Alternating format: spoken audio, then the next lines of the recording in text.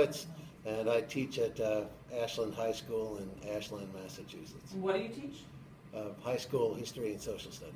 Excellent. Len, what are 3 words, adjectives you might use to describe your experience here these past couple of days at Tech Teacher?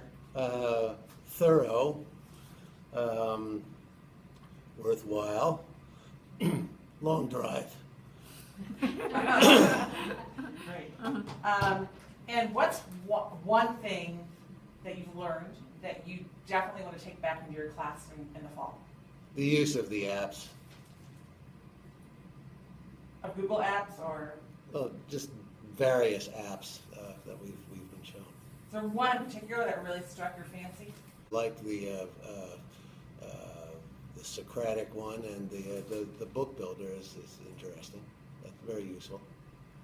Oh, I have plenty of fun. I'm also a serious musician of decades standing, so I have gigs and everything. And I'm also an amateur astronomer, so I haul my telescope and cameras and everything out and just take wonderful photographs of the night sky. Excellent. Do you play an instrument or you sing? Yeah, yes, I play guitar and sing and write songs, and I'm into audio recording and just all-around fun guy. My name is Mara Condon, and I teach in Whitfield, Massachusetts. And what do you teach? Teach 5th grade ELA and social studies. Flip grade.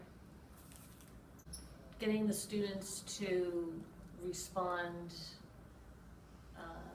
through recording their ideas to share, I think would be interesting for them. Excellent. Heading to the Cape this weekend. Oh, where? Harrisburg, Where's that? near Chatham. Excellent. That sounds awesome. All right, thank you so I already much. started making a plan for different apps that I can use with different units. I think I'm really interested in Flipgrid and how I can use it for kind of speeding up the process of conferencing by having students sort of do a back and forth conference before meeting with them. Excellent. I'm going to Europe this summer, Ireland and Scotland. Excellent. One tool I definitely want to use is Sutori, which we learned today. It's like a timeline tool that you can embed a whole bunch of different things, and students can kind of really tailor it to whatever their presentation, however they want their presentation to come. It could be more text, more video, more images, and it's essentially a timeline function. So that's like one tool.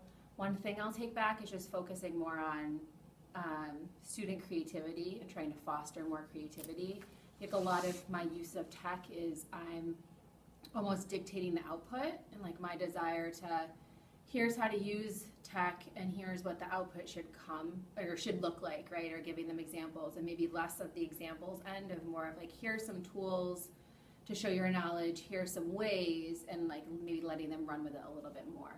Like less focus on how to get the tools to work and more focus on students creatively using those tools. Student generated. Student generated, yeah. I mean, that's what I try to get at, but thinking about my instruction. I think it's more of like, you know, generally when I have students make videos, they have like a similar look or a similar feel, or when they use some tech tools I've used in the past, same thing, like a similar output. And it's essentially still, you know, using tech, but an older, like the older, you know, like a same old style of teaching, but using tech to foster student creativity.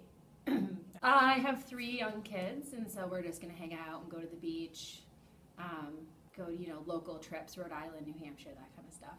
Excellent. Thank you Yeah, so much. I mean, just being introduced to all of the new tools that I've never used with students before that I know they're going to love, like Book Creator, Google Tour, Builder, Explorer, all of the different ones.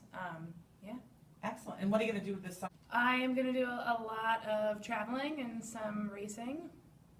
Bicycle racing? No, I compete in triathlons. Whoa. All right. So my workshop is on design thinking. So it's how, you know, to integrate what is design thinking and how you integrate it into the classroom.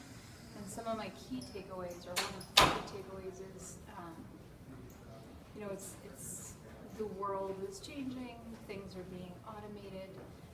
What are some things that we need to teach our kids so that they're prepared for the day where everything is automated? What can they do that's not automated, and how do we help those kids? Excellent. So I have 3 kids. So no fun. It would be, hey, you know, we're gonna go to California for a couple weeks, visit family, and they're in camps for some of the time, so I'll probably be cleaning my house, which is fun without 3 kids trying to, you know, as I clean, they're not messing it up. So Whatever that's your fun. idea of fun is, That's it's fine. fine I'll with me. take it. All right, excellent. Yeah. Thank you so much. So I'm in the design thinking workshop, and I want to teach my students to be more thoughtful in the process of how they arrive at their final product. So in the Spanish classroom, I'm a Spanish teacher. When we do cultural projects, I want my students to focus more on the process rather than the final presentation.